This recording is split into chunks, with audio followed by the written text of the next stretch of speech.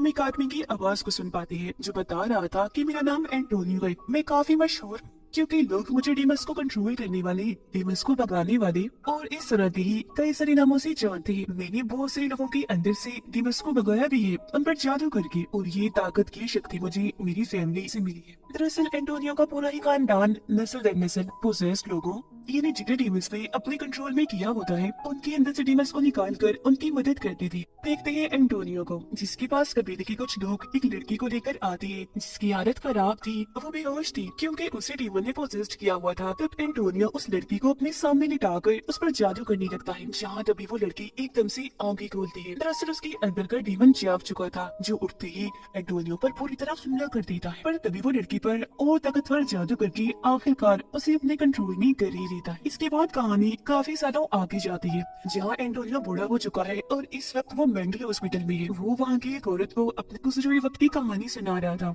जिस पर हैरत से वो औरत पूछती है, क्या पहले बहुत सारे डीमंस हुआ करते थे जिन्हें तुम भगाने का काम करती थी? तब एंटोनियो कहता है कि वो सब लीजेंड्स थे, ये डीमंस का एक ग्रुप जिसमें बहुत सारे डीमंस थे जो सबके सब खतरनाक थे। तभी इधर एक डॉक्टर आकर एंटोनियो को अपने साथ ले जाता है। हमें पता चलता है कि वो यहाँ मेंटल हॉस्पिटल में इसलिए है क्योंकि गलती से उसके हाथों किसी का खून हो गया था। पुलिस को छानबीन करने पर उसके घर से ढेर सारा जादू और डीमंस को भगाने का सामान मिला, जिससे पुलिस को लगा कि शायद उसका ज़हनी तवाज़ुन खराब है। इसीलिए उन्होंने एंटोनियो को मेंटल हॉस्पिटल में भेज दिया ताकि उसके दिमाग का इलाज हो सके। यहाँ पर वो अपना टाइम गुजारने के लिए बाकी के मरीजों को अपने पास्ट की कहानियाँ सुनाया करता था। साथ ही थोड़ा एंजॉयमेंट के लिए यहाँ जो ड्रामास हुआ करती थी उनकी कहानियां भी वो लिखता रहता था। और फिर ऐसे एक दिन वो ड्रामा के डायरेक्टर को कहता है कि डीमंस को भगाने वाला इंसान कभी भी डीमंस की आंखों में नहीं देख सकता, क्योंकि ऐसा करने से उसकी शक्तियाँ कमजोर होने लगेंगी और डीमन ताकतवर होता जाएगा। अब उसके दोस्त जो मरीज थी कहते हैं कि हम बोर हो रहे हैं, चलो आज हमें और कहानियां सुनाओ अपनी पास्ट की। तो अब की बार एंटोनियो उस वक्त की कहानी सुनाता है जब उसकी बेटी पैदा हुई थी। 6 नवंबर 1980 की रात थी। आसमान पर अजीब तरह का लाल रंग का चांद निकला था।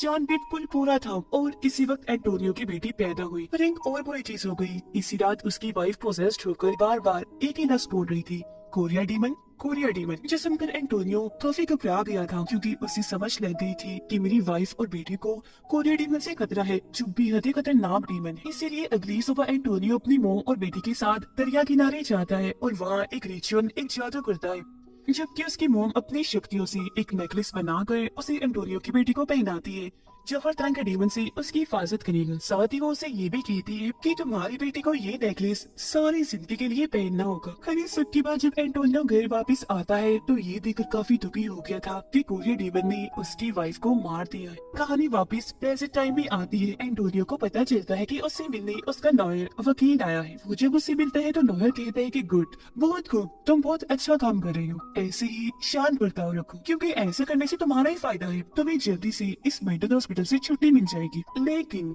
एंटोनियो को टीवी पर चल रही खबर से पता चलता है कि जब उसकी बेटी पैदा हुई थी, जब रेड मून निकला था, बिल्कुल वैसे ही रेड मून फिर से दिखने वाला है। इसके बाद हम एंटोनियो की बेटी को देखते हैं, जो अब काफी बड़ी हो गई थी और एक कंपनी में जॉब करती थी। फिर रात को जब वो सो रही थी तो उसे अपने पास किसी डीमन का एहसास होता है, जो धीरे धीरे करके उसके पास आ रहा था, जिस आहट से उसकी आंख खुल जाती है और उसे अपने सामने एक डीमन देख भी जाता है। पर हैरत, वो बिल्कुल भी नहीं डरती। ऐसे ही नॉर्मल होते हुए वो लाइट से जाती है, पर डीमन वहाँ से गायब हो गया था। अब यहाँ उसकी बेटी ने डीमन को देखकर कोई एक्सप्रेशन यानी तासुरात इसलिए नहीं दिए क्योंकि ये डीमंस वगैरह उसके लिए नई चीज नहीं थी, मतलब कि बचपन से ही वो ये सब कुछ देखती आ रही थी। फिर इसके बाद अगले दिन एंटोनियो से मिलने एक लड़की आती है जिसका नाम क्लियर था। क्लियर के जरिए एंटोनियो को अपने मॉम का मैसेज मिलता है, जिसमें वो कहती है कि इस रेड मून वाली रात को कोरिया डीमन तुम्हारी बेटी को सेक्रीफाइस कुर्बान करेगा, यानी उसकी बलि देगा। तो अब उसे रेड मून की रात होने से पहले ही कोरिया डीमन को खत्म करना होगा। तो इसलिए अब एंटोनियो इस मेंटल हॉस्पिटल से भागने का प्लान बनाता है,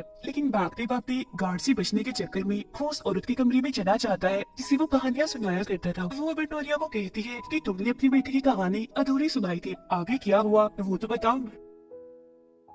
तो वो बताने लगता है कि हमारे खानदान के खून में अलग ही तरह की ताकत है, जिसमें हमारा यकीन होना और खुशी से रहना बहुत जरूरी है, और अगर हम ऐसा ना करें तो हमारी शक्तियाँ कम होती जाती हैं। जैसे कि जब मेरी वाइफ की मौत हुई थी तो मैं दुखी रहने लग गया था, तो इसी वजह से मेरी शक्तियाँ कुछ हद तक कम हो गई थी, मैं कमजोर हो गया। जबकि मेरे मुकाबले में हमारा दुश्मन कोरिया डीमन और ताकतवर हो गया। असल में मेरा यकीन कम हो गया था। और फिर जब मेरी बेटी थोड़ी बड़ी हुई तो मुझे पता चला कि मेरी बेटी के अंदर भी बिल्कुल मेरे जैसी ही शक्ति है। फिर एक रात जब मैं और मेरी बेटी सो रही थी तो कोरिया डीमन ने मेरी बेटी पर हमला कर दिया और उसके गले का नेकलेस चुरा लिया जो मेरी मॉम ने उसके लिए बनाया था। अब नेकलेस ना होने की वजह से मेरी बेटी का मेरी और उसकी खुद की जादुई ताकतों से यकीन उठने लगा, जिसकी बात तो उसका बर्ताव एकदम से ही बदल गया और उसे यहाँ जंगल में रहने से मसला होने लगा, जहाँ हम शुरू से ही कबीलों की सूरत में रहती आ रही थी। तो इसीलिए मजबूरन मुझे अपनी बेटी को शहर लाना पड़ा। लेकिन यहाँ आकर भी मैंने अपना काम नहीं छोड़ा। मैं डीमंस को भगाने का काम अभी भी करता रहा। तो जाहिर है इस काम के लिए मेरे पास सारा सामान भी था, पर ये चीज मेरी बेटी को जरा भी पसंद नहीं थी, क्योंकि जब मेरी बेटी के स्कूल में बाकी बच्चों को ये बात पता चलती है कि मैं भूतों डीमंस को भगाने का काम करता हूँ, तो वो उसे चिढ़ाती है, उसका मजाक बनाती है। और तो वो पोजेस लोगों को अपने इसी घर में रहकर पहले उनका डीमन भगाता था और फिर उनके चोटों की, उनकी जख्मों की मरहम पट्टी भी करता था। तो इसलिए दिन रात उसके घर से ड्रोवनी ड्रोवनी चिल्लाने की आवाजें आया करती थी। फिर जब उसकी बेटी 17 साल की हुई तो इन्हीं सब चीजों को लेकर एंटोनियो की अपनी बेटी के साथ बहस हो गई। उसकी बेटी को इतना गुस्सा आया कि उसने वो दरवाजा खोल दिया जिस कमरे के अंदर पोजेस्ड आदमी को रखा गया था। वो काफी जालिम खतरनाक लग रहा था। उसने एंटोनियो की बेटी को पकड़ लिया और उसे बस मारने ही वाला था कि तभी अपनी बेटी को बचाने के लिए एंटोनियो ने उस पर हमला कर दिया। और ये हमला इतना जानलेवा था कि उस आदमी की मौत ही हो गई। और यही वो खून था जिसके इल्जाम में आज वो मेंटल हॉस्पिटल में भर्ती है। एंटोनियो ने उन सभी को ये पूरी कहानी सुना दी थी और अब वो हॉस्पिटल से निकलने में कामयाब हो ही जाता है। बाहर गाड़ी में क्लियर उसकी मदद करने उसे लेने के लिए आई थी, जो पहले भी एंटोनियो की मॉम का मैसेज लेकर आई थी। अब क्लियर उसे एक होटल में लेकर जाती है और उसे अपने आगे का सारा प्लान समझाती है कि अगर आप अपनी बेटी के साथ अच्छा ताल्लुक बनाना चाहते हैं तो सबसे पहले आपको एक अच्छा डैड बन के उसका भरोसा जीतना होगा। यानी कि तुम्हारी बेटी हमेशा से जैसा नॉर्मल डेट चाहती थी आपको वैसा बनना होगा। और अगर ऐसा करके एक बार तुमने अपनी बेटी का भरोसा जीत लिया तो फिर तुम जादू करके कोरिया डीमन से डरकर उसका खात्मा कर सकते हो और उसे उसके प्लान में नाकाम कर सकते हो।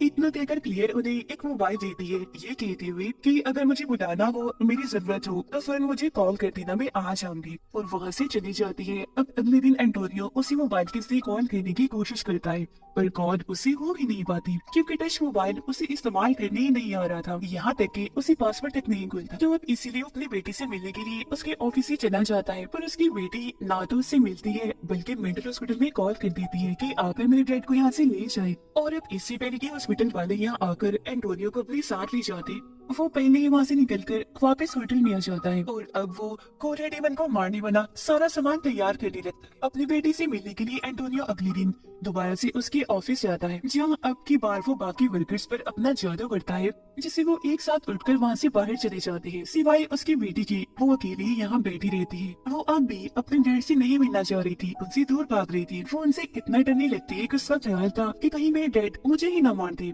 लेकिन यहाँ उसके डैड धीरे धीरे करके आगे आती है और उसे कोरिया डीमन के बारे में सब बताने लगती है। उसका इरादा था कि वो शैतान को यानी बुराई को लोगों की बलि देकर उसे इस दुनिया में लाएगी, जिससे यहाँ हर तरफ उनका ही राज। पर अभी भी वो इतना डरी हुई थी कि उन्हें चुप रहने का, यहाँ से जाने का कहती है। वो कुछ भी सुनने को तैयार ही नहीं थी। तो इसीलिए एंटोनियो तो ये होती हुई वापस होटल में आ जाता है, जहाँ पर क्लियर पहले से उसका इंतजार कर रही थी। एंटोनियो उसको बताता है कि अगर मेरी बेटी खुद को जान जाए, यानी उसे खुद ही एहसास हो जाए कि वो क्या है और उसके खून में कितनी शक्ति ताकत है, तो कोरिया डीमन की ताकतें अपने आप ही कम हो जाएंगी। वो कमजोर से कमजोर होता चला जाएगा।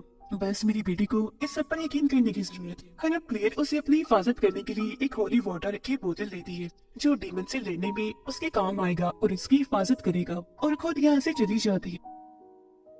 फिर इसके बाद एंटोनियो रिचुअल इन्हें जादू करना शुरू करता है कि उसकी बेटी को इस बात का एहसास हो जाए कि वो क्या है। वो खुद को पहचान दे, तो तभी वह लॉयर के रूप में वो डीमन आ जाता है, जो पहले उसकी बेटी के कमरे में जाता है और बाद में बाहर आकर एंटोनियो पर हमला कर देता है, जिससे वो काफी जख्मी हो गया था। तो अपनी जान बचाने के लिए वो थोड़ा सा होली वाटर उसके ऊपर फेंक देता है, जिससे उसका आधा चेहरा छिल जाता है। पर अगले ही पल यहाँ मेंटल हॉस्पिटल के लोग आ जाते हैं, जो एंटोनियो को बेहोश करके वापस से मेंटल हॉस्पिटल में ले आते हैं। उनका मानना अभी भी यही था कि एंटोनियो पागल होता जा रहा है, तो इसलिए अब की बार उसे रस्सी से बांध दिया जाता है। और अगले दिन वो रात आ ही जाती है जब रेड मून था। आज भी वो लॉयर डीमन के रूप में एंटोनियो की बेटी के पास जाता है, क्योंकि वो उसका दोस्त था।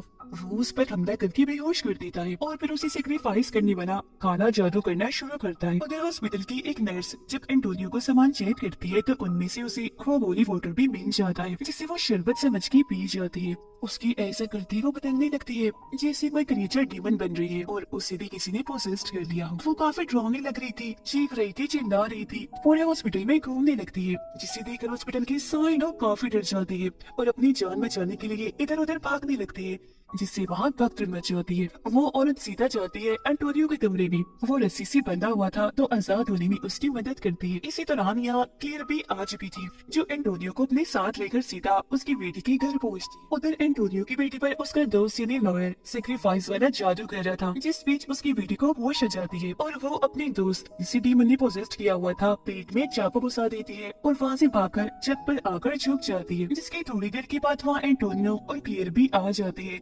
हथियार अपने साथ लेकर। पर मौका देकर कोरिया डीमन पीछे से आता है और क्लियर पर हमला करके उसे जख्मी कर देता है, जिसके बाद एंटोनियो के पास कोरिया डीमन उसकी वाइफ के रूप में आता है और उसे जज्बाती बातें करके अपने जान पे फंसाने की कोशिश करने लगता है ताकि मौका पाकर वो एंटोनियो को भी मार दे। पर तभी इधर आ जाती है उसकी बेटी, जो अपने डेट की जान बचाती है, क्योंकि वो खुद को पहचान चुकी थी और सारा सच भी उसे पता चल चुका था। और अब ठीक मौका पाकर एंटोनियो उस कोरिया डीमन के सीने में अपना ही बनाया हुआ जादुई खंजर को साथ देता है, जिससे अब जाकर आखिरकार उस डीमन का खात्मा हो पाता है। फिर एंटोनियो खंजर से उस डीमन का पेट भी काट देता है। उसके पेट में से वो नेकलेस निकालकर अपनी बेटी को देता है पहनने के लिए। तो अब की बार उसकी बेटी उस नेकलेस को पहन भी लेती है फखर के साथ, क्योंकि उससे यकीन हो गया था और उसके डैड ने जो भी कहा था सब सच बात। तो वो भी फैसला करती है कि आगे की मिशंस में मैं अपनी डैड का साथ दूंगी। इसी के साथ ये कहानी इधर ही खत्म हो जाती है।